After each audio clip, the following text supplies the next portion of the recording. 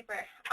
Good evening and welcome to Fecal Microbiome and Inflammatory Bowel Disease, the Transformative Potential of Fecal Microbial Transplant and Dietary Therapies, a webinar presented by the Northwest Chapter of the Crohn's and Colitis Foundation of America. My name is Kathleen Newbould, and I am the Regional Education and Support Manager for CCFA Northwest. Before we get started, I'd like to share a little bit about CCFA and what we do here. All right, our mission is to cure Crohn's disease and ulcerative colitis and to improve the quality of life of the children and adults affected by these diseases. CCFA works to achieve the two parts of this mission through funding research, education, and support programs to help people living with Crohn's and colitis. CCFA is a leading supporter and funder of medical research in Crohn's disease and ulcerative colitis, funding the best IBD research in the world, and implementing a peer review process that ensures that only the most promising and relevant grant applications are funded.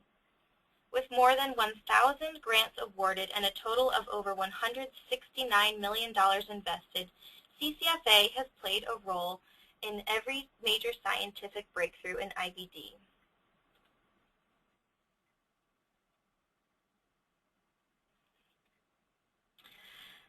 CCFA holds in-person education programs throughout the country. These events provide an opportunity for patients to ask providers questions and meet others going through similar experiences. Local healthcare providers speak on topics such as treatment options, nutrition, coping, and pediatric issues. Professional education ensures that providers can treat their patients with the best practices in IBD care. Sorry about that. CCFA holds live webcasts featuring expert providers and researchers in the field of IBD, then posts replays at ccfa.org/resources/webcasts. CCFA holds volunteer-driven support groups held monthly in communities around the country for people with IBD and their families. For group locations and meeting times, as well as guidelines for starting a new group, please see ccfa.org. Our Power of Two program matches those seeking support with volunteers who've gone through similar experiences with IBD, either as a patient or as a caregiver. The two speak on the phone or by email. Applications to participate can be found on CCFA's Find a Support Group webpage. Our free online community provides a venue where you can participate in discussion boards, read personal stories, ask a question to our panel of experts, and much more at ccfacommunity.org. Camp Oasis is a special program for kids and teens ages 7 to 18 living with Crohn's or colitis. There are 12 camps around the U.S. The Northwest location is on the Olympic Peninsula in Washington.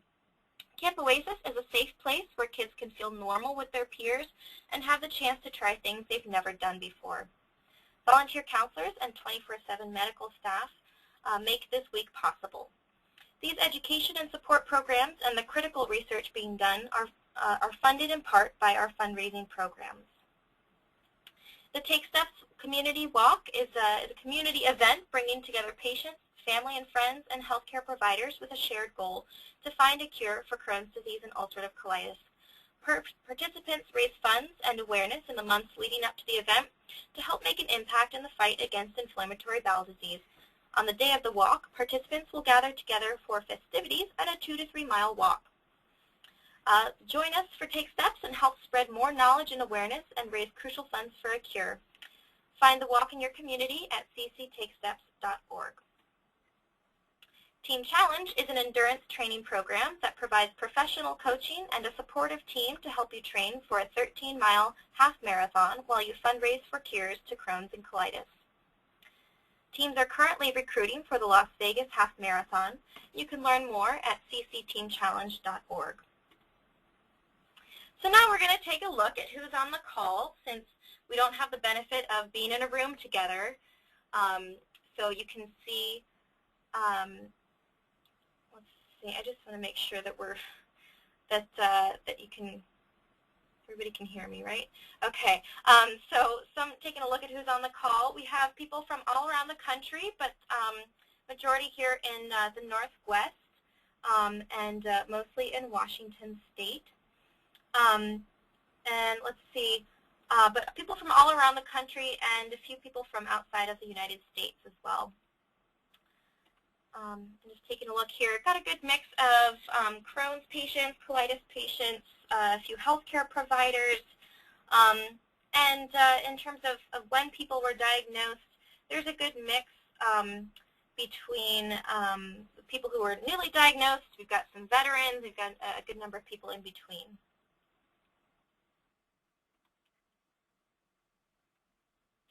Okay, so now I'm going to talk a little bit about the program, how to use GoToWebinar, and the way that this works. So how to ask questions. Looks like a lot of people figured out how to do that. It's on the the taskbar on the right, the control panel on the right side of your screen. You can type your question into the question box, and once our presenter has finished his presentation, the moderator will read the questions out loud, and the presenter will answer for everyone to hear.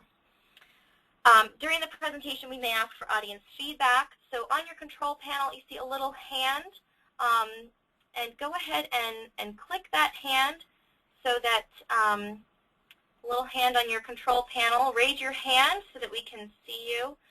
Oh, good, good. I see people raising their hands now. Great, thank you so much. Excellent. Okay, I'm going to put everyone's hands down now.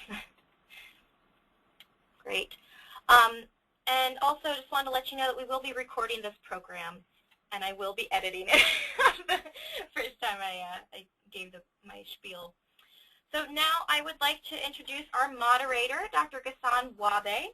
Dr. Wahby is the director of the Inflammatory Bowel Disease Center at Seattle Children's Hospital.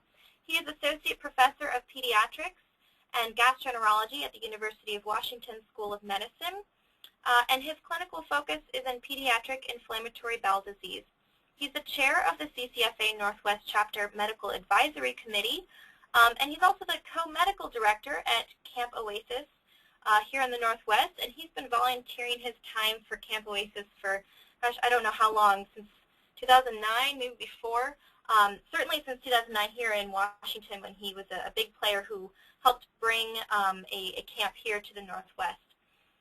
So without further ado, I will try to hand this over to our tonight's program moderator, Dr. Gaston Wahby. Dr. Wahby, can we hear you? Oh gosh, okay.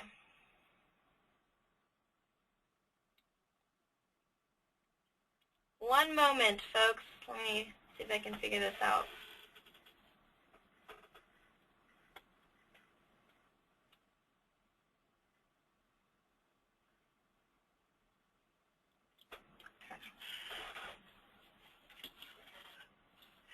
Hello. This is actually not Dr. Gaston Wahby, but I actually have had the great pleasure of knowing Dr. Wahby for the last 11 years. This is David Suskind, a co-worker with Dr. Wahby. And over the last 10, 11 years, we have had the great opportunity to work together and push forward our center, our IBD center, as well as push forward the research to help make sure that we are giving the best care for our children here. A little bit about myself. I've been at Seattle Children's for the last 11 years. It's been a wonderful, wonderful place to be, primarily because of not only the institution, but the people within the institution. And I think there is something to be said when you are at an institution that not only adheres to good clinical standards, but also willing to look beyond what our knowledge is now, that allows us to advance the science and advance the care for the people that we get to see. And so with that being said, we're going to talk today a little bit about the transformative potential of the fecal microbial transplant and dietary therapies in IBD. I'm actually going to break for just a moment and ask Kathleen, can we move that to that side of the... Okay. So this is an area that is especially important. And I think it's important because over the last 30 years, we've looked at inflammatory bowel disease as a immune-mediated disorder. And so with that being said, we've really focused on treating the immune system, which is absolutely appropriate and has had great benefit for the care of individuals with IBD. But as we are learning, it's not only the immune system. There's another component, the fecal microbiome. And this talk, we're going to focus on that area and some potentials for the treatment of IBD.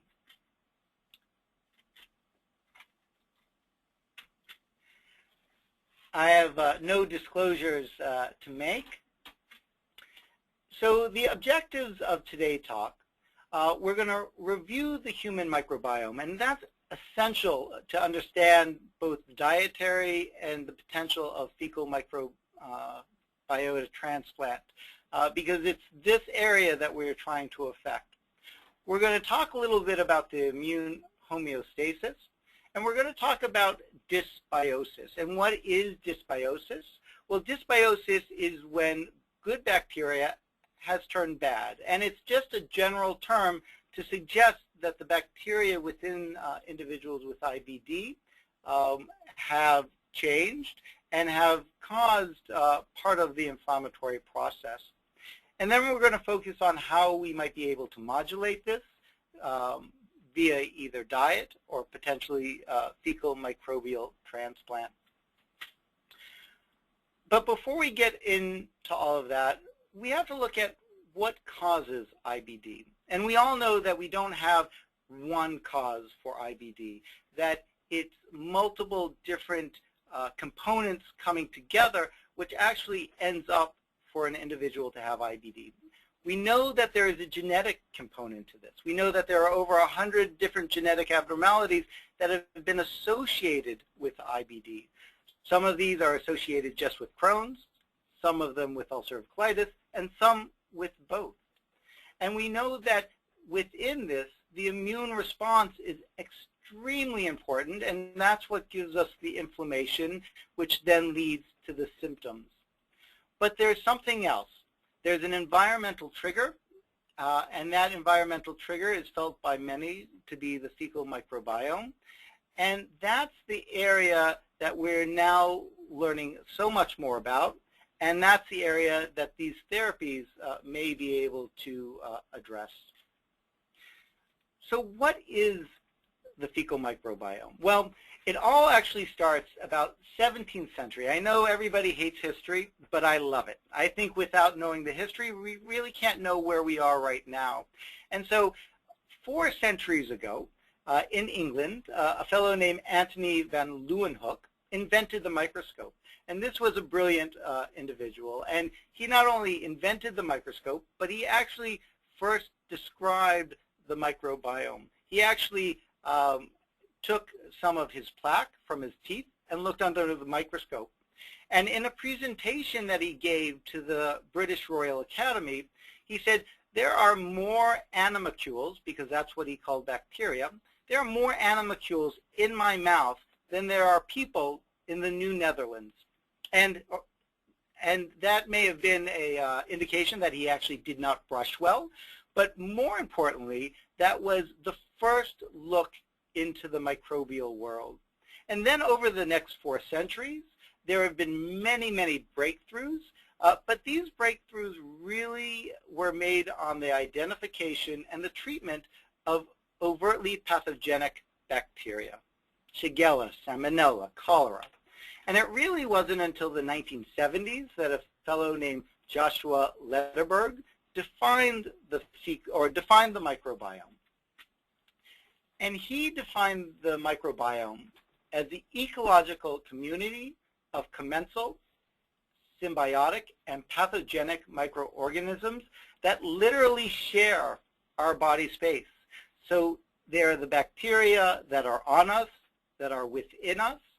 And this is such an important concept, because really we are more than just ourselves. We are also the bacteria that is on us. And some of these bacteria are symbiotic, meaning they help us and they're essential for our well-being. Some of them are commensal and they don't do really much. And then some are pathogenic, meaning that they can cause inflammation or irritation. And from that, we've grown. And in the 2000s, the NIH, the National Institutes of Health, put forward something called the Human Microbiome Project.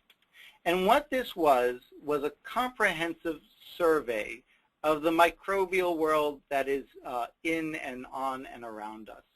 And it's asking the question, what is normal human microbiome? And what they did is they took 300 healthy human subjects, looked at multiple body sites, and looked at them over time. And why was this important? Well, it's important because if you don't know what the normal is, then you're not really going to be able to tell what abnormal is. And what did they do with all this data? Well, they took all of this huge amount of data and they did DNA sequencing. And from that, they were able to actually tell us who was there, which bacteria were there, and what were they doing. What types of activities in terms of producing different metabolites were they making, and were they more likely to be inflammatory or non-inflammatory? Did they help us with digestion? They looked at a myriad of questions. And from that, we now know what is a relative normal for the human microbiome. But really, for the vast majority of individuals, including myself, I think really a picture is going to be the most important thing. Because when we look at this picture of bacteria, this minuscule microscopic picture, this is a fraction of a pinhead. We see that it's a diverse world, that there are many, many, many different types of bacteria, and that they're interacting with each other. And not only are they interacting with each other, but they're actually interacting with us. And that interaction includes making many different proteins and many different signalings. And so it's this diverse world that we can't see with our naked eye, but plays such an important component in our well-being and health. So now we'll talk a little bit more about that world of stool microbiome. Now, again, we have bacteria all around us, and they're extremely important to our well-being, but it's the bacteria within our bowels, within the stool, which is the vast majority of bacteria on our body, or in our body. It's made up of over 100 trillion microorganisms, and that actually is about 15,000 times the number of people there are in the world. So this huge number of organisms all within our bowels. They outnumber human cells by a factor of 10. In the human gut alone, there are 3 pounds of bacteria. So now at this point, if you're ever feeling alone, don't, because you're always with something or something within the bowels. And they are diverse. Their collective genome encodes for around 3 million different genes. That's 100 times more than us, its host. Who are they? What are they doing? Well, who they are actually varies. Our microbiota is personalized. My microbiota is very different from yours, who's very different from the individual sitting next to you. And they're plastic.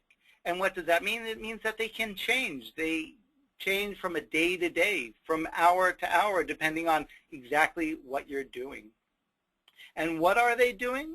Well, they're adapting to their environment. They're adapting to us and what we are doing at that time. And they change throughout our life. So when we are born, we come out sterile.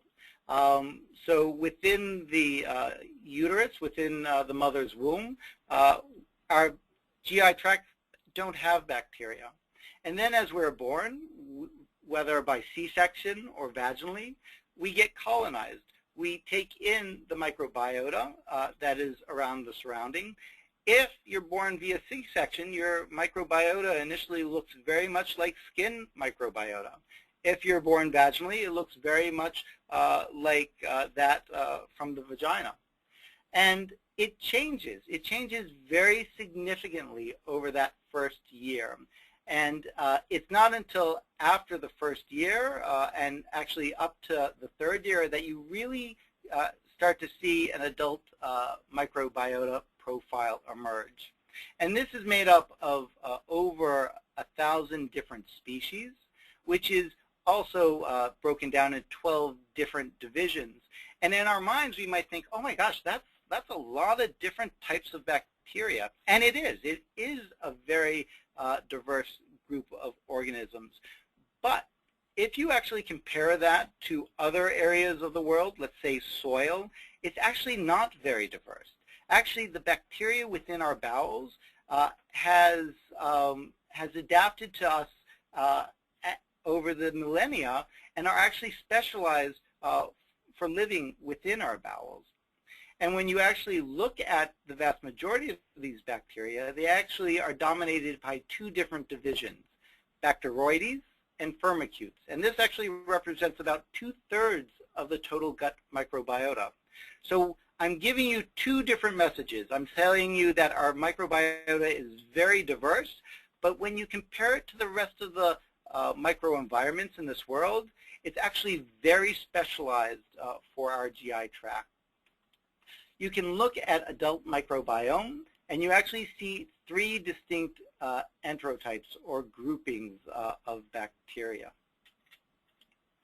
And we have all this bacteria, and this bacteria is living within us on a day-to-day basis, and they're there for a reason. They're actually doing extremely important work for us.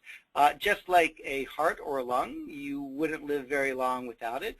Without the bacteria within our GI tract, we actually would not do very well at all. So the bacteria within our GI tract actually produce vitamins that we ourselves are not able to produce within our body. They actually help break food down for us that we are not able to break down ourselves. And finally, they actually help protect us from pathologic organisms. They take up a biologic niche and make sure that those organisms can't take root. So we have these bacteria, and we like these bacteria because they're doing such important work for us. But 100 trillion cells that are not your own, you want to make sure that you're able to keep them in check. And that's what our immune system does. And there are a number of components of our immune system which, when functioning appropriately, help protect us from these bacteria. The most important probably is the initial buffer zone. There's actually a physiochemical barrier composed of thick mucus layers between the bacteria and us. And there are some bacteria that are able to get through it, but the closer you get to the lining of the GI tract or the epithelial cells, the fewer bacteria that are able to get down.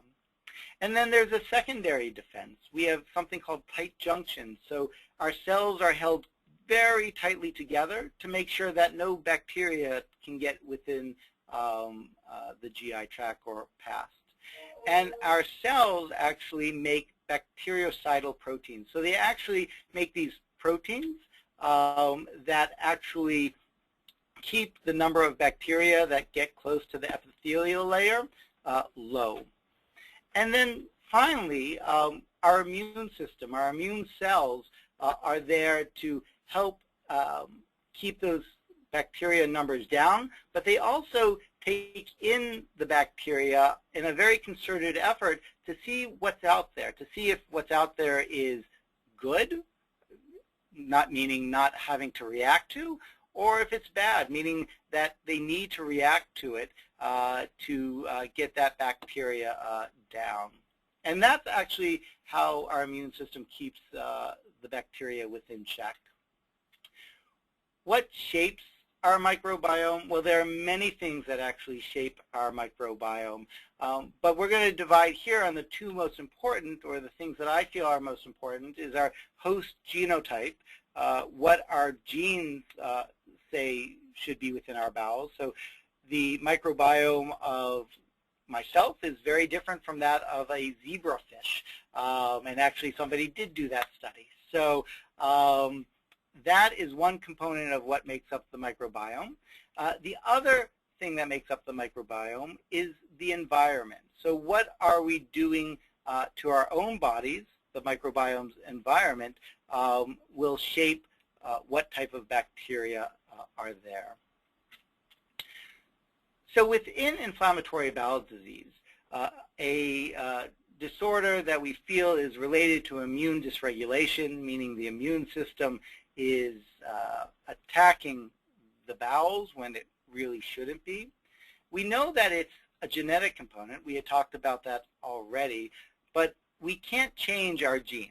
Our genes are what we're born with and will be with us till we die. But we also know there's environmental trigger. There's a trigger that causes our immune system to upregulate. And we do feel that this is the fecal microbiome. And this is the fecal microbiome, angry, mad, causing inflammation. And the question is, can we change it to being a happy fecal microbiome? Can we change the bacteria within our bowels to make the inflammation go down or go away? And we're going to talk about that, but before we talk about that, we're going to talk a little bit about how the microbiome itself is linked to inflammatory bowel disease.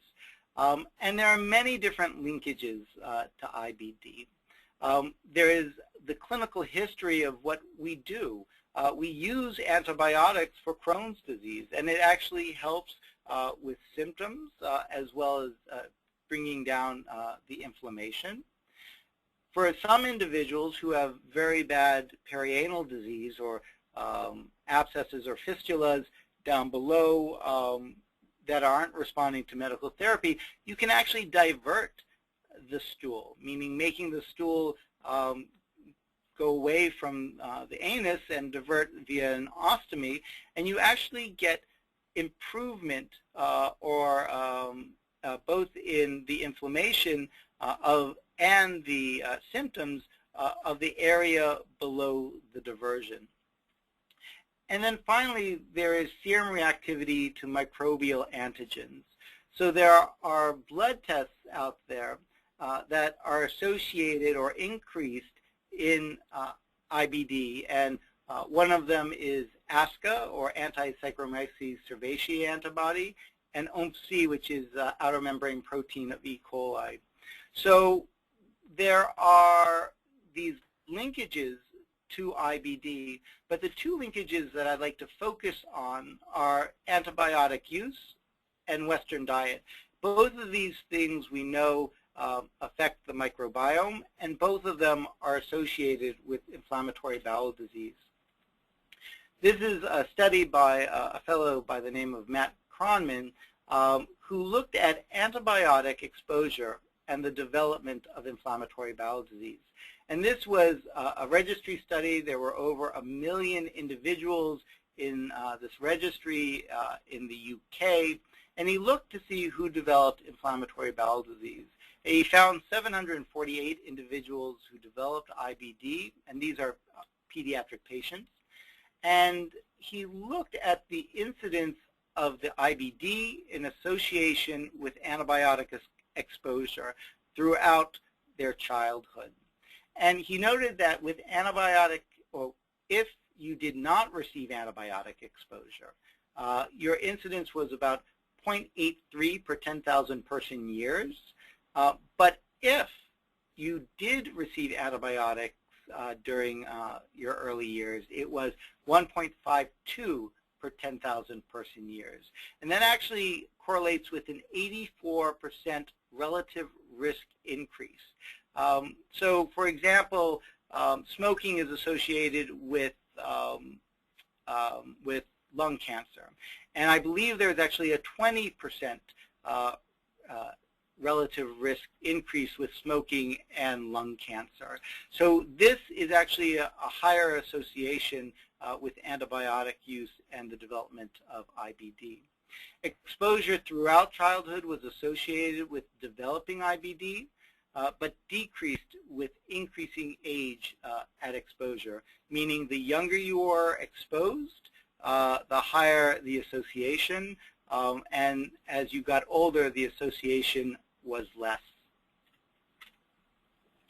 The other component of the linkage between the microbiome and IBD is that with diet. So we know diet actually plays a profound role in what type of bacteria are within our GI tract. When we are infants or babies, if you're fed formula versus breastfeeding, that actually changes what type of bacteria are within the bowels. If you're a young individual, if you're healthy versus malnourished, the type of bacteria also change. Same thing in adults. If you're healthy versus obese, there has been different types of bacteria associated with each condition. So diet plays an important role in our microbiome, and we've also seen an association in IBD. We all know that IBD is a disorder that's seen in Western countries, much more so than in areas that are less industrialized. And we have many papers associating high-fat, high-processed foods with that of IBD, as well as an inverse relationship with fiber. So if you eat less fiber, you have a more likelihood of developing IBD. And this doesn't say that, you know, if you eat a specific diet, you're going to get IBD, or if you took antibiotics, you're going to get IBD. But again, it's an association between the two. And there's also a direct link between the microbiome and inflammatory bowel disease. Again, coming back to that word dysbiosis, or bad bacteria, we actually see a decreased biodiversity in IBD and a decreased commensal bacteria. So the way I would imagine this is, if you were going to Australia and you go snorkeling and you see this beautiful reef with many, many different colored fishes and sea anemones, and it's just breathtaking, and you see the biodiversity in front of you. But if you go to a reef that's been hit hard by disease or something else, you see the dead coral, and you don't see the fish, and you don't see the anemones, and so you have that decreased biodiversity. We are seeing a similar situation within the microbiome in IBD. There's also a higher concentration of mucus or mucus-associated bacteria, meaning, again, that bacteria is getting down deeper to the lining of the GI tract, and an increased number of mucolytic bacteria, so the bacteria that actually breaks down that barrier that protects the lining of the GI tract. And finally, we see an abundance of bacteria involved in propionate and butyrate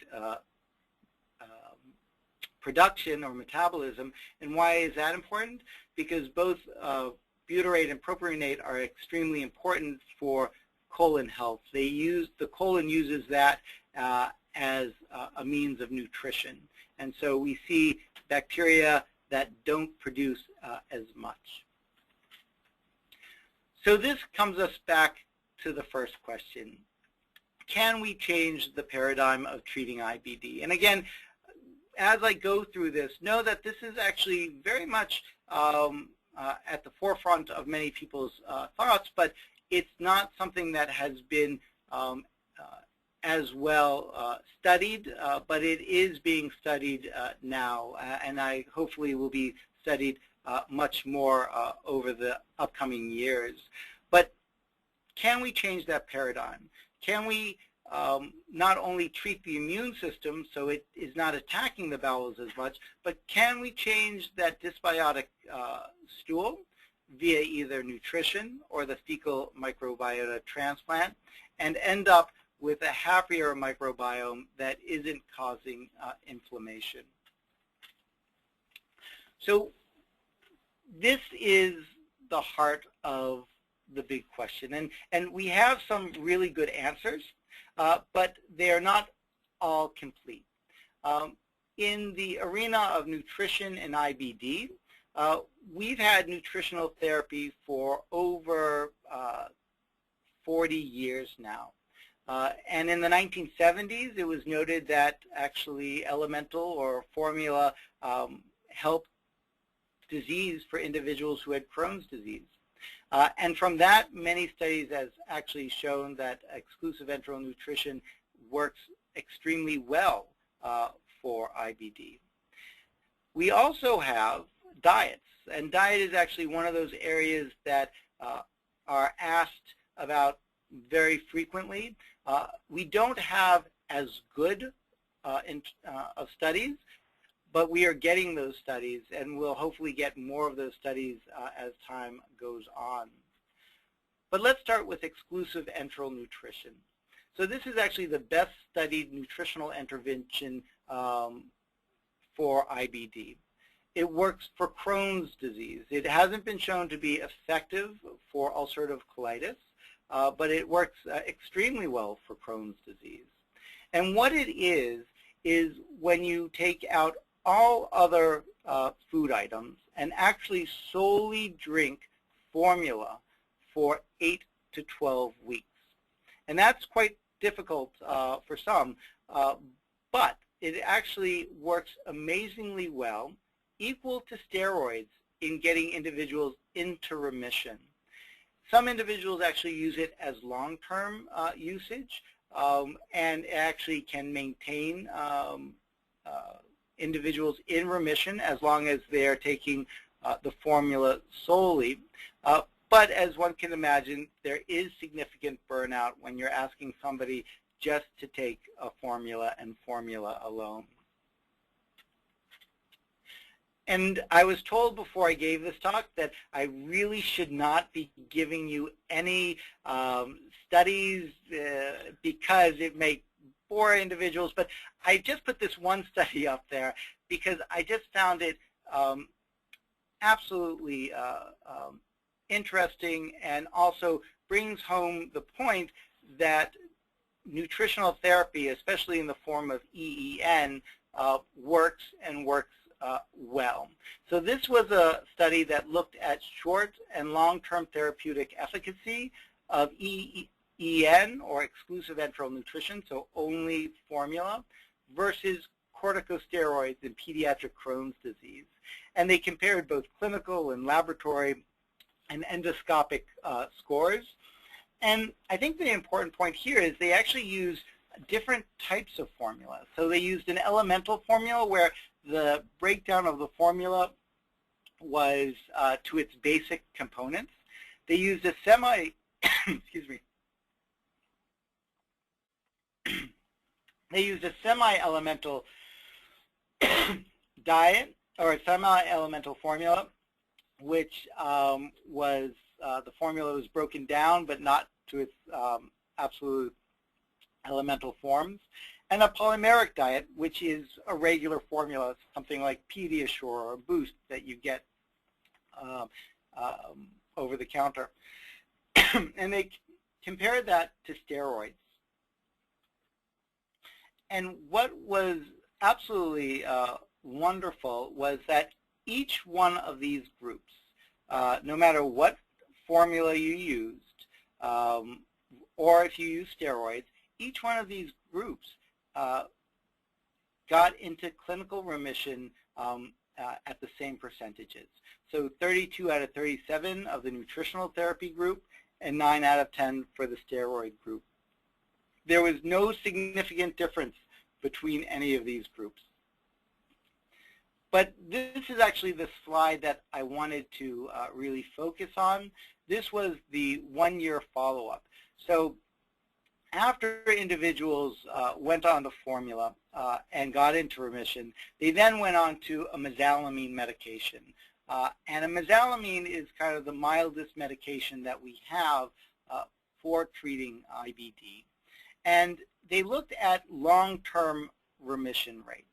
And they looked at the remission rates, and they noted the remission rates for those on the formula were much, much better than that for those on the steroids. So relapse was only 30% for EEN, meaning that only 30% of individuals started to have symptoms again. For those on steroids, 70% of individuals had a relapse of their disease.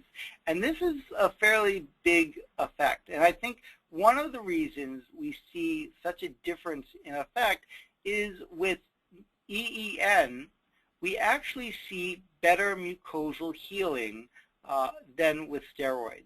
So in terms of symptoms and laboratory studies, they were equal. But in terms of the healing of the bowel, actually the nutritional therapy worked better. Now onto the diets. And there are many diets, and with the advent of the internet, it's very easy to communicate different diets and therapies out there, and I've seen a lot of them. But I've really focused on the specific carbohydrate diet. And what is the specific carbohydrate diet? Well, it's a diet that has actually been around for over 100 years. It started in the 1930s, probably actually even before that, in the 1880s. And it was started to actually treat celiac disease. And celiac is a reaction to gluten. And what they noted, what physicians noted, was that individuals with celiac actually got a lot better if you just took out all the grains. And of course they would, because you're taking out gluten with all the grains. And then that individual, a fellow named Sidney Haas, treated an individual treated the daughter of an individual, and that individual was Elaine Gottschall. And that individual actually had ulcerative colitis. And the daughter, per Elaine's report, did phenomenally well when nothing else was working for her. And from that, she wrote a book, and that was then disseminated. And there we have the specific carbohydrate diet. And what it entails is a diet that has no grains, no sugars except for honey. Milk products are not allowed except for yogurt fermented for greater than 24 hours. So it's a very specialized diet, and it's not necessarily for everybody, but it's a diet that, again, has been around for a while. From the SCD, there are many SCD-like diets that have been out there. And there have been also reports of semi-vegetarian diets that may have been affected or effective. But really, we're going to focus, I think, just on the specific carbohydrate diet, because this is the diet we have the most knowledge on. The number of individuals on these diets is not known. But if you look at the literature, you'll note that about 36 to 50% of pediatric patients use complementary or alternative medicines, including nutritional therapy, to help treat their IBD. So what really got us interested in the specific carbohydrate diet was a family that came to us and said, you know, I'm on this diet, I'm doing great, and we said that's phenomenal. We were very excited, but we wanted to know if the individual was just feeling great, or if the individual was not only feeling great, but it actually made the inflammation go down in the body. And so we did this initial study. It included 7 patients whose ages ranged from 7 to 16. 2 of the individuals had mild disease, 3 had moderate disease, and 2 had severe disease based on histologic scoring. And the duration of the dietary therapy the individuals were on was about 14 and a half months, with a range of 5 to 30 months. And what we saw was very encouraging. We saw that their PCDAI, and what the PCDAI is a measure of clinical activity, meaning how active is the disease. And anything below 10 is remission.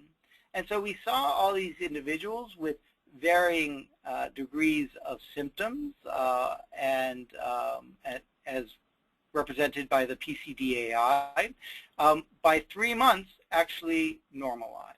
And then we had some nice follow-up data up to 18 months. And for those individuals that continued to be followed or that we had data on, they stayed within clinical remission. But what was equally interesting and equally important was that not only did they clinically improve, but their laboratory parameters improved. And this is albumin level, a protein within the blood, which is very important to make sure that the body is functioning normally. And you can see that it's low for the vast majority of them initially. And then for all of them, it actually improved greatly on the diet. And one individual had a bump down at 12 months, but for the most part, they all normalized. Their blood levels also improved. But the slide that actually has the most impact are the next 2 slides. This is the inflammatory markers, and the inflammatory markers give us an idea of how much inflammation is going on in the body. And we saw that these markers also improved significantly. And for those individuals we had numbers on, continued to normalize as long as they stayed on the diet. And after us, a fellow by the name of Stan Cohen also did a paper that was very similar to ours, and he also looked at inflammatory markers and PCDAIs, so clinical markers. And he also noted individuals felt better, and their inflammatory markers improved. So now to ask us, where are we with the SCD? Unfortunately, those 2 studies are the 2 published studies for the specific carbohydrate diet. Here at Children's, we have an ongoing prospective study investigating the specific carbohydrate diet. And in this investigation, we're actually looking deeper into the question of how and why does the SCD diet work.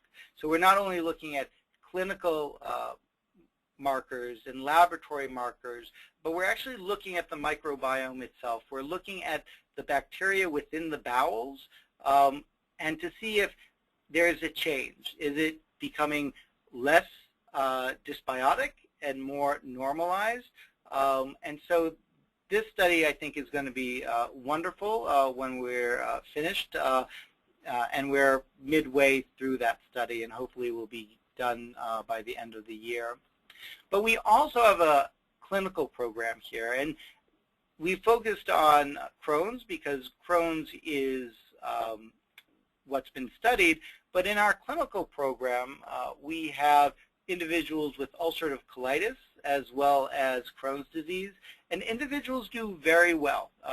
They have both laboratory improvement as well as clinical improvement. But I will say that in our clinical program, we have not had 100% of individuals responding to the diet. So I look at the dietary therapy as a potential to maybe get off of medication for some.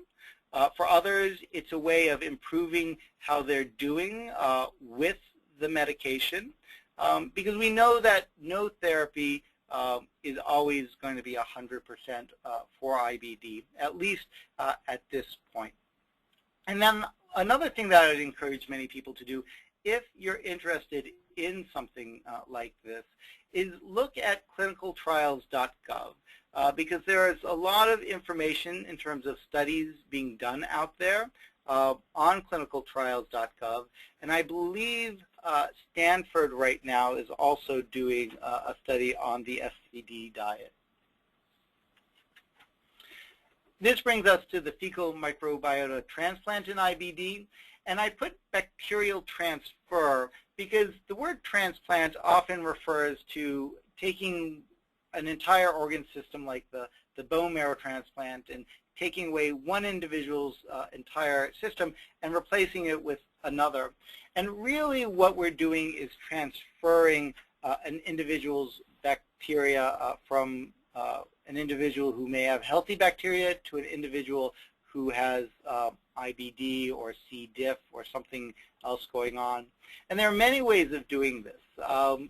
Some individuals get fecal transplants via nasogastric tube, others via enema, others via colonoscopy. Here at Children's, we do ours via nasogastric tube for a number of reasons, including the not needing to do a procedure such as a colonoscopy to give the stool. An important point here is that in IBD, this is still research. And I know that we would love to have all the data and say this is 100% safe and 100% efficacious, but we're still in the area of research, and so it's important to make sure that when considering FMT that it's done with a protocol which evaluates the donor, and it's done within a research setting.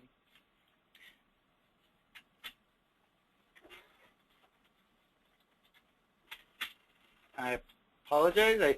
Oh, there we go. Oh.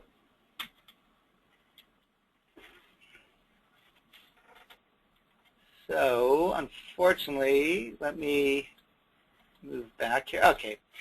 So, where did FMT start? Well, there are reports that 5,000 years ago it was first done in China, but in more recent times, the first article out there was actually for pseudomembranous colitis, which is an infection caused by C. diff, and that was done about over 50 years ago.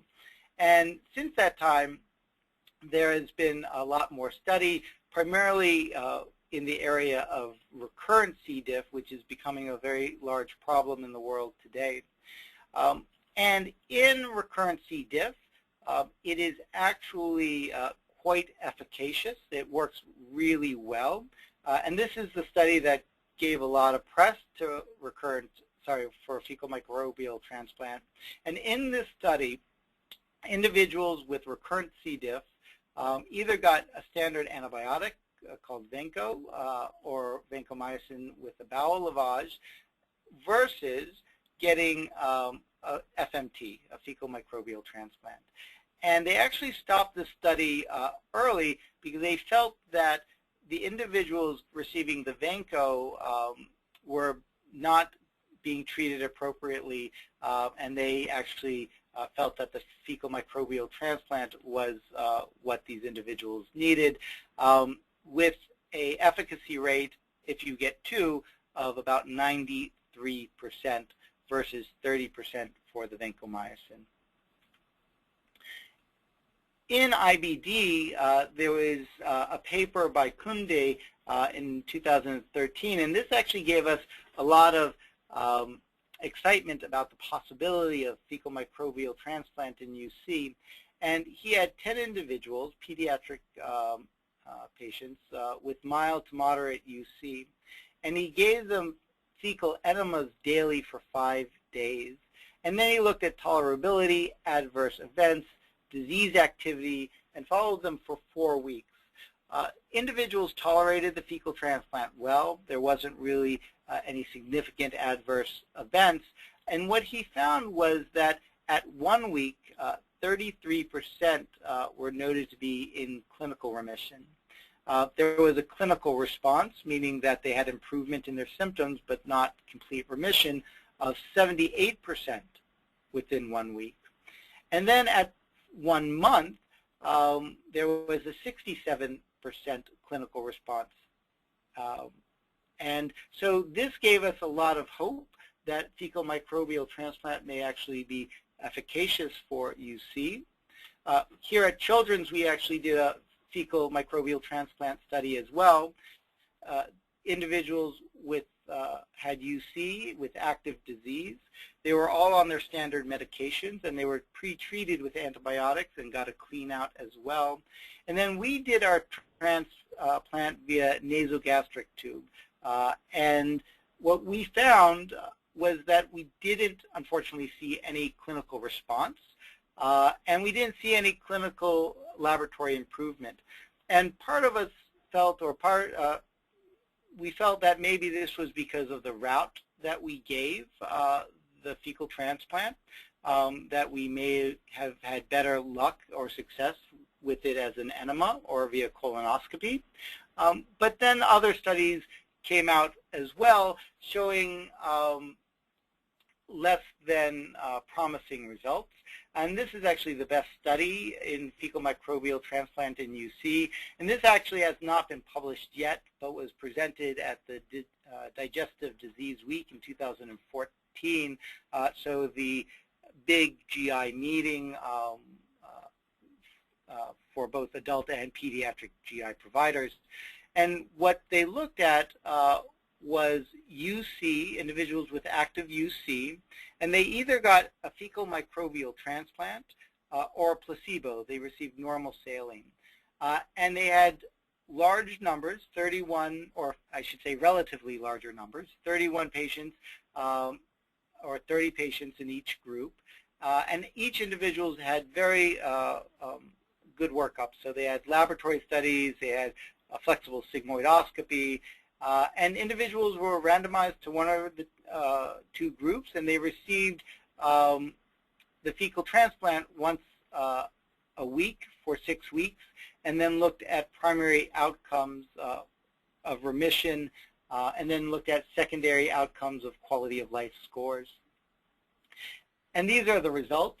And you can see on the left-hand side, they looked at disease activity, they looked at quality of life score, they looked at health outcomes, remission rates, and it also looked at how many people just had some improvement but not complete. And then you look at the other columns, and you can see that in each column, the numbers are actually fairly similar. And when we look at studies, we look at something called a p-value, and that p-value tells us, is there a difference between the 2 groups? So was there a difference in disease activity scores for fecal transplant versus placebo, in remission rates for placebo versus FMT? And the study did not find any difference between any of the indicators that were aforementioned. And so this gave us a little bit of pause of the efficacy of fecal transplant for UC. Next comes Crohn's, and in Crohn's, as opposed to UC, there actually aren't as many studies. We actually performed the first FMT study for Crohn's disease, and it was in a small cohort of individuals, 9 patients. We found that no individuals had any serious side effects. Some individuals had a little bit of mild gassiness and abdominal cramping. And also, just like the first study in the UC patients, this was done via nasogastric tube. And we found that nobody had any reflux or post-procedural taste, for, which is important in the pediatric world. But as opposed to the UC study, we actually saw clinical response in our Crohn's patients. And this, again, is that pediatric Crohn's disease activity index. And if you look at all of the lines, except for that top line that has kind of a bow-shaped, a concave shape, you see that the vast majority of individuals actually improved significantly or came below 10, which is, again, indicator of remission. So out of the 9 individuals, 7 individuals went into remission after the fecal transplant for Crohn's disease. Now, as you can see, after the 2-week period, we followed at 6 weeks and 12 weeks, that effect sometimes was kept, but sometimes people lost that initial clinical improvement. We also did laboratory studies. We looked at CRP levels, or inflammatory inflammation within the body, and we saw that these numbers actually improved as well. Initially, individuals had CRPs of about 2.4, and that came to about 1.5 at 2 weeks. And then at 6 weeks and 12 weeks, the mean CRP remained below baseline for the cohort, 2 and then 2.3 respectively. We also looked at stool calprotectin, which is inflammatory marker in the stool, and we also saw a very similar decrease initially, but then the levels seemed to rise after the 2-week follow-up. For this study, we also looked at the fecal microbiome, and what you see on this chart is that once you transplant the stool, it actually stays there. Now, this tells us a very broad view of the fecal microbiome. So we don't know the specific individual changes and how to correlate those with clinical changes, but we do see that for the most part, the FMT will take.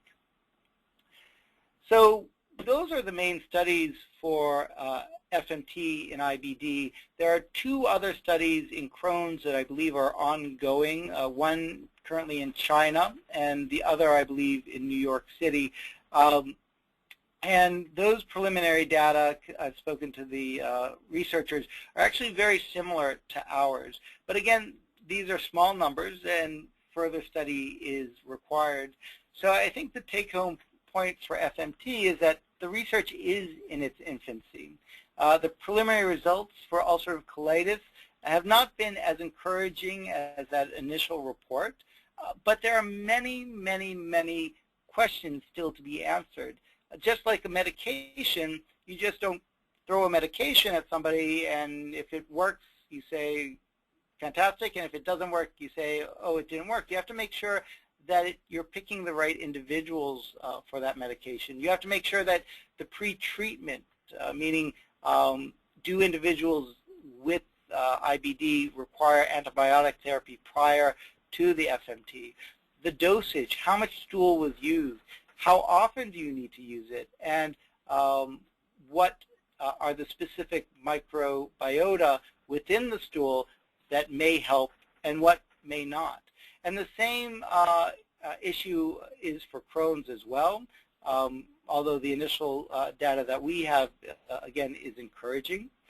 So what I would recommend for individuals who may be interested in this area, again, is to look onto clinicaltrials.gov, and you can actually type in fecal microbial transplant, and you can actually get the list of places that are currently doing this research. So in conclusion, the stool microbiome is large, complex, biologically important in both our health and disease. We modulate the fecal microbiome, so what we do on a daily basis changes the bacteria within us. And the fecal microbiome modulates us and is likely the result or causative agent in IBD, as possibly other areas, including other autoimmune issues, obesity, etc. Nutrition and fecal microbiome transplantation have real potential as therapeutic options for inflammatory bowel disease. There needs to be a lot more research in this area, but I do feel that this will change the paradigm for inflammatory bowel disease in the upcoming years. Thank you. Great. So now we're going to open it up to question and answer.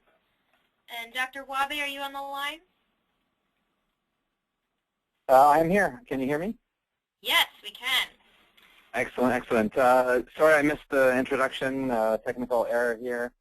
It was a great talk, and Dave, after this talk, needs no further introduction, but I'll retroactively reintroduce Dave, I guess, as one of the best people I've ever met and worked with, dedicated professional and a patient advocate, and really one of the pioneers when it comes to pediatric microbiome and IBD and stool transplantation and diet-based therapy. So it's been a great honor and a pleasure having Dave present to us today. So thank you, Dave.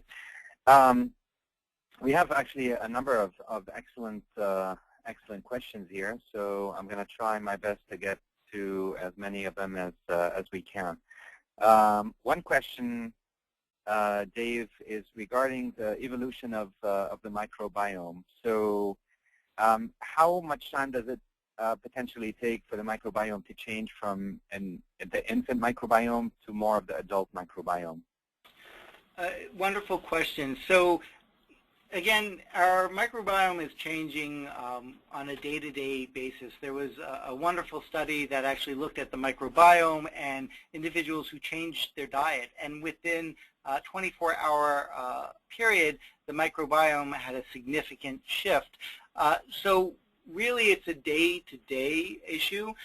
In terms of developing into an adult microbiome, there is different studies suggesting different time periods. Most suggest, well, definitely after the first year of life, but probably up into 3 to 4 years of age.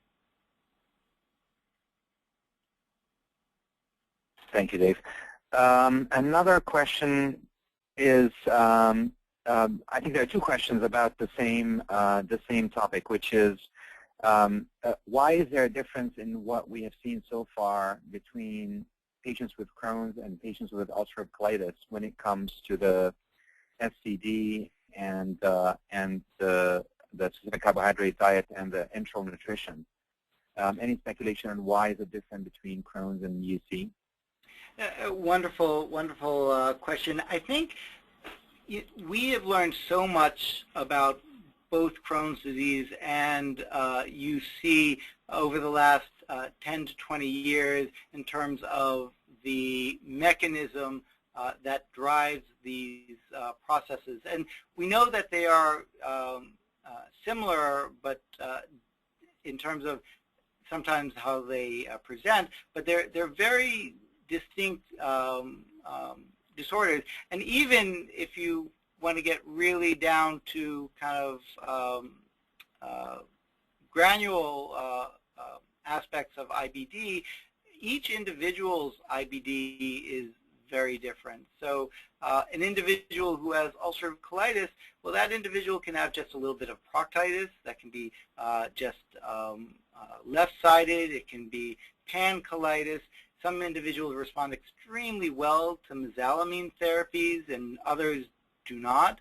Same thing with Crohn's. You have individuals who just have disease in one area versus another, and you have individuals who have perianal disease and stricturing disease. And we know that there's a wide array of genetics associated with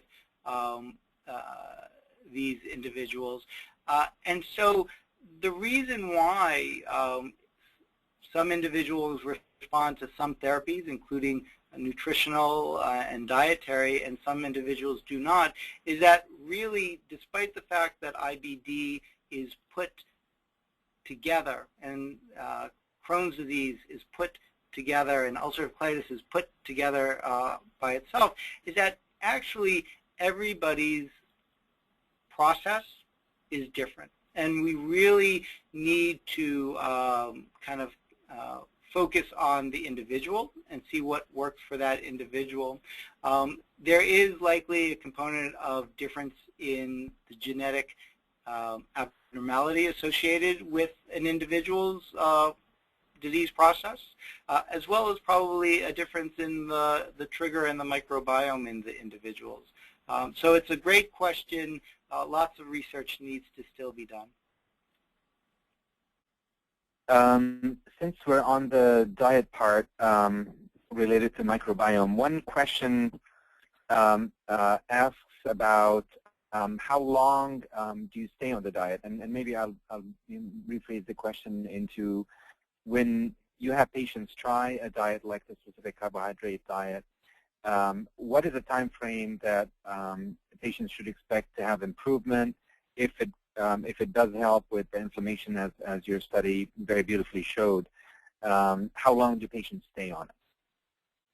It's a great question. I think we're still learning a lot, and there's a lot of good anecdotal evidence in terms of what works and what doesn't work, and we're studying this, and we're getting also the feedback from individuals who are on the diet to kind of help best solidify what our expectations are, as well as how to move forward. In pediatric medicine, well, I shouldn't say pediatric, in medicine itself, it's always a balance, right? We want to balance our therapy as well as the potential pros and cons of that therapy. And so we have to make sure that when we look at the diet, that we look at it in the same way that we look at medicine, right? So we want to make sure that it's working for an individual, that individual is not having issues with it in terms of the stressors of having to make the diet or the difficulty on preparing the foods and things of that nature.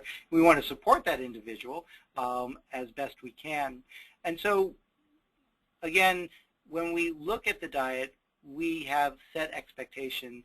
And as I had said at the beginning of the talk, I am extremely fortunate to work in the institution that I work with and work with the individuals that I work with. And Dr. Wahby and I have worked very long and hard on trying to make sure that we balance this dietary therapy with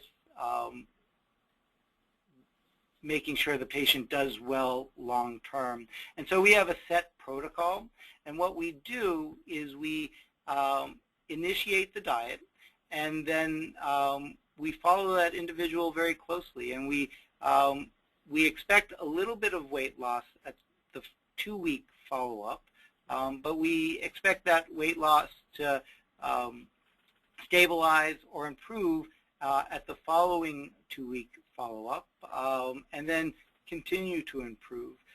Because when you take your normal foods out of the diet, we are always concerned that there is going to be weight loss, and in pediatric medicine, we want to make sure that we are supporting growth and development of the individual. The other aspect of this is making sure that the disease responds. And so if an individual has not responded within the few months, then we would consider other therapy. If an individual worsens significantly, we will consider another therapy. If an individual, if a child is refusing to eat those foods, or if the child doesn't want to be on the diet, then we look for different therapies. Because when you do nutritional or dietary therapy, everybody needs to be on board because it won't be successful unless the parents and the individual will want to do it. Thank you. And I'll try to maybe cover several questions with one. I think there's a question about getting a study like the stool transplant while on anti-TNF antibodies, and any potential risks of that approach? So what I would say is that, with fecal microbial transplants, I have to put the answer in the caveat that this is still research. With that being said, I do think fecal microbial transplant is a relatively safe treatment.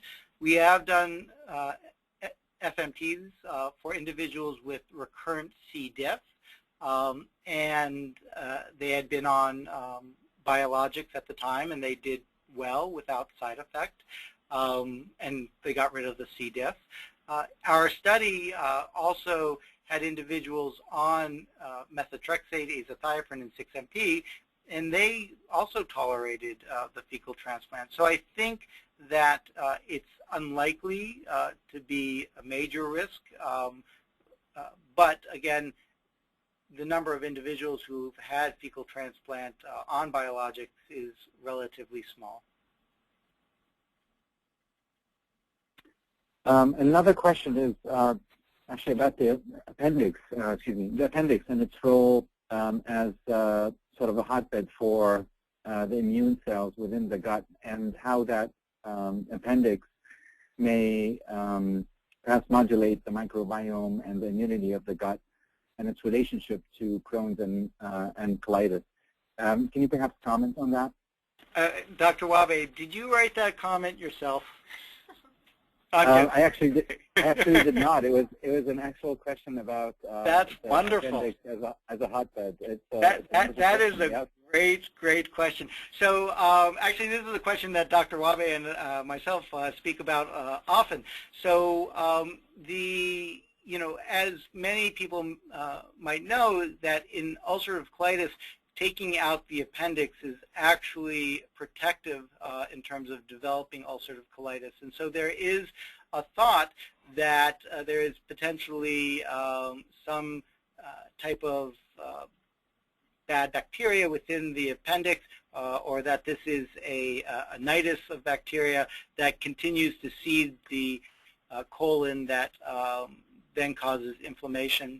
There's also, when we do endoscopy and colonoscopy with ulcerative colitis, you actually can get something called a cecal pouch, or cecal inflammation, or periappendiceal inflammation, with UC, where you actually have inflammation, let's say, just on the left side, but then you go all the way to the cecum and you see inflammation. So is that a possibility? It is. And again, I think more research needs to be done in this area.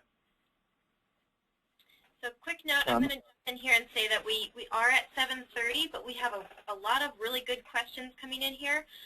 So because I messed up the beginning with the introduction, we are going to keep going and answer the rest of these questions if it's all right with you, Dr. Suskind. If you do need to hop off, please go ahead.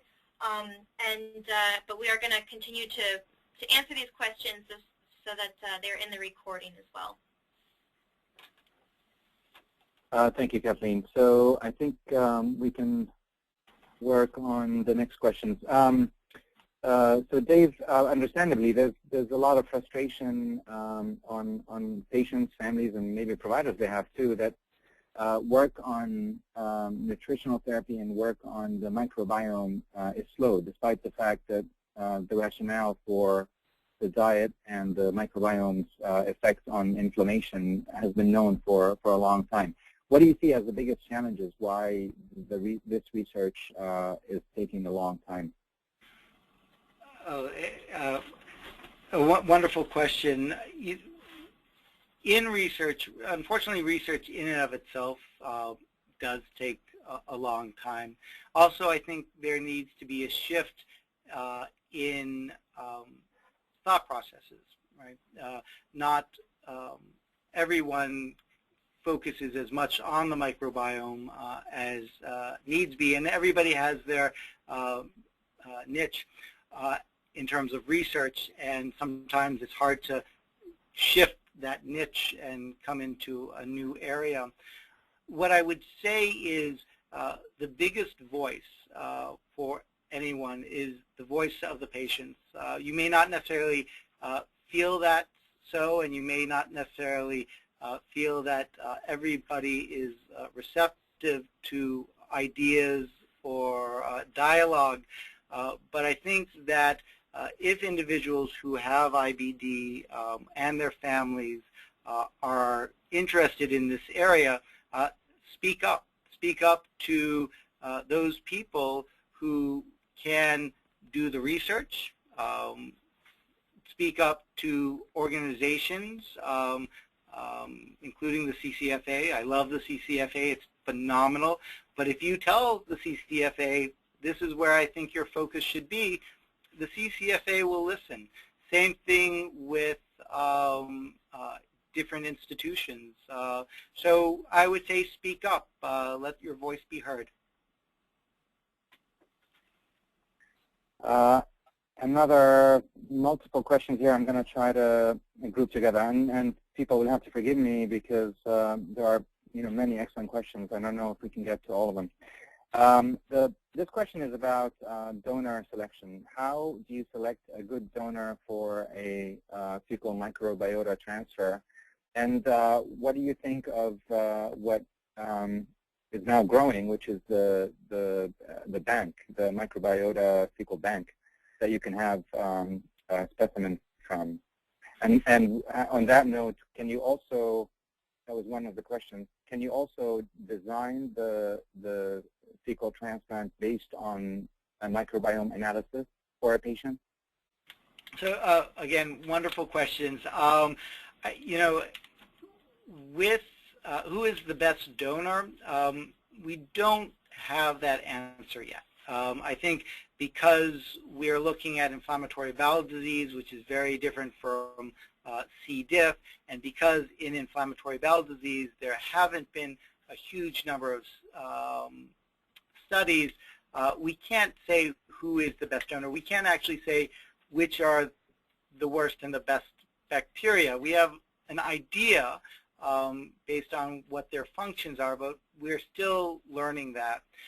What I can tell you is that within our study, we looked at similarity from recipient to donor. So the individuals who gave the stool to the individuals who received the stool. And the more similar an individual was to the recipient, meaning the more similarity of the microbiome, the less likely it was going to take. So in our initial study, we actually used parents as the donors. For this upcoming study that we're going to be doing, we're looking at getting a universal donor as well as parents, with the idea that it may be better to be not similar than similar to the donor. Excellent. So Dr. Suskind rocks. I want to note that this is a comment, not a question. There's no question about that. Thank you. Let me see. Again, several great questions here. Dave, what's your take on partial diet restrictions? Oftentimes, patients wonder about lactose-free or gluten-free. How do you look at that vis-a-vis the complete change, I guess, or more radical change in the diet? That is what the SCD is. And on another note, can you do the SCD if you're a vegetarian? Great questions. So there have been studies of gluten-free for IBD, and it doesn't appear to be effective by itself. If an individual is coming to see me, I usually will tell them, stay away from the obvious factors. Stay away from highly processed foods, stay away from high sugar content, stay away from a large amount of milk. and try to increase your roughage. I think those things can benefit an individual not only with IBD, but just in life itself. In terms of doing a partial SCD, again, from experience of the clinical program here, partial SCD does not seem to be effective. Again, we don't know the exact aspects of the SCD which are the most important, and what things you can necessarily potentially add in or not. But kind of doing a half-half SCD as treatment in and of itself, I probably would not do. In terms of being a vegetarian and doing the SCD, that does make it more difficult. I think there has been individuals who have tried it, but the most concerning aspect of that would be making sure that you get enough calories in. There are individuals who are vegetarians who do the SCD, but again, it's going to be a balance because you want to make sure that not only are you treating yourself and getting the disease activity down, but you want to balance your life. And I think that if the diet becomes too cumbersome and too stressful, then it's not necessarily the right thing for an individual.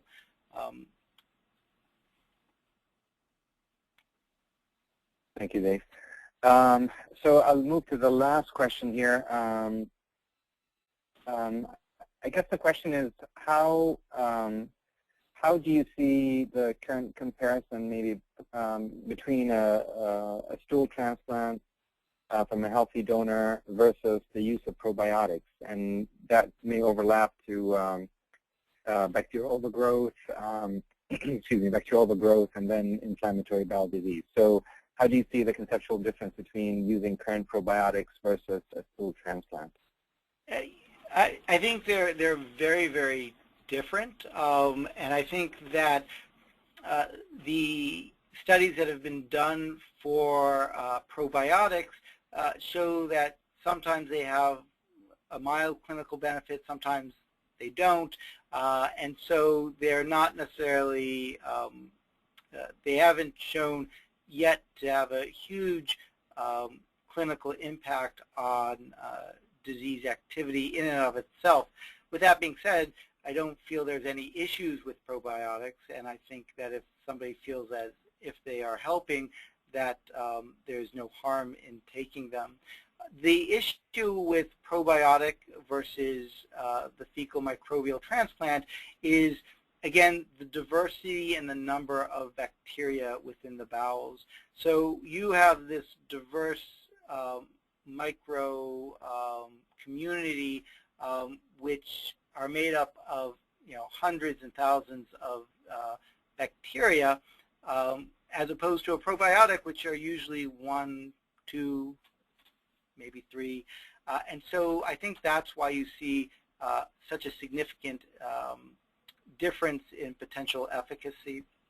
I'd also say that we don't know which probiotic is going to be the most important for IBD.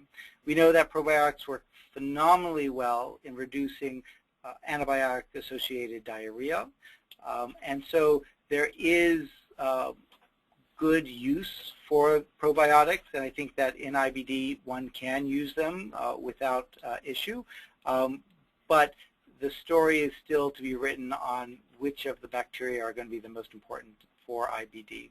And then hopefully one day, once the fecal microbiome transplants have been as well studied as possible, maybe there will be a cocktail that will make IBD, we'll be able to treat IBD in and of itself.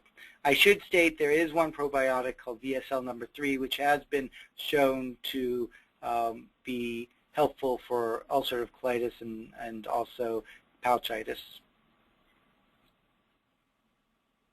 Excellent. And maybe we'll ask for a brief comment on the specific carbohydrate diet versus the low FODMAP diet, the paleo diet, comparisons there, any knowledge about whether one is better than the other? Yeah. So it's also a really good question. So the SCD diet is similar to the paleo diet. There are differences, but the biggest issue with all the dietary therapies is that they haven't been studied in the best manners possible. I think the SCD diet is the diet that has been studied the best for IBD. And so when you hear things online or through friends, people may have positive experiences, and I think that's how we learn and grow. But really, to know the benefits and the risks of any therapy, diet, or medication, we really need to get good data.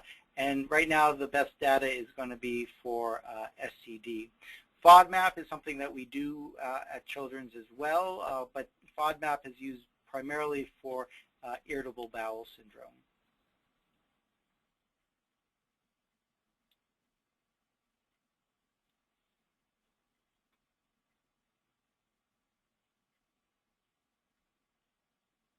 Dr. Wahby, should we have one last question?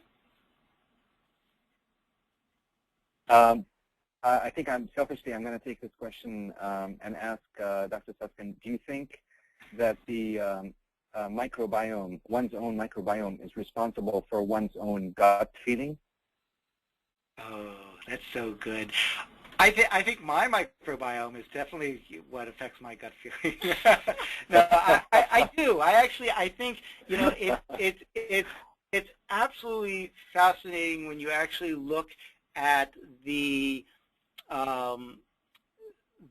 chemical products that the microbiome makes, the bacteria in the bowels make, and there are the microbiome actually, the bacteria in the gut actually can make a precursor to serotonin that may have something to do with irritable bowel and things of that nature. So, we know just the tip of the iceberg in terms of the full impact of the microbiome. And I think there are a lot of phenomenal researchers out there that are looking at the microbiome in many different ways. But I do think that the microbiome affects how our GI tract feels, yes. Excellent. On that note, thank you so much for this wonderful, wonderful talk. Thank you. Thank you both for donating your time tonight, and thank you everybody who's on the line and bear with me in the beginning.